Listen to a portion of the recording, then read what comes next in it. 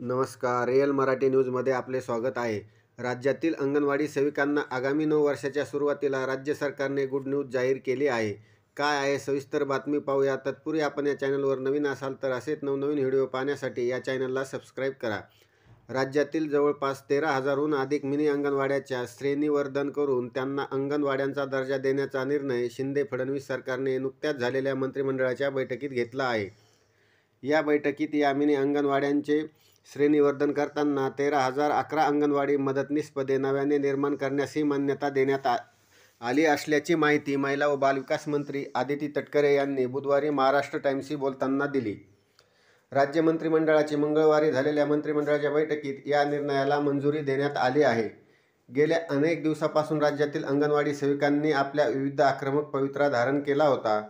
त्यानंतर शिंदे सरकारने मंगळवारी घेतलेल्या या निर्णयामुळे राज्यातील अंगणवाडी सेविकांना दिलासा मिळाला आहे. या निर्णयानुसार राज्यातील 13,011 मिनी अंगणवाडी सेविकांचे श्रेणीवर्धन होऊन त्या अंगणवाडी सेविका होणार आहेत. त्याचबरोबर 13,011 अंगणवाडी मदतनीस पदे नव्याने निर्माण केली जाणार आहेत. याशिवाय मुख्य सेविका, पर्यवेक्षिका यांची 520 पदे निर्माण होणार असून 13,011 मिनी अंगणवाड्या नियमित अंगणवाडीप्रमाणे प्रशासकीय व इतर खर्चास मान्यता देण्यात आली आहे. परिणामी लाभार्थ्यांचा प्रतिसाद वाढेल असा विश्वास आदिती तटकरे यांनी व्यक्त केला आहे.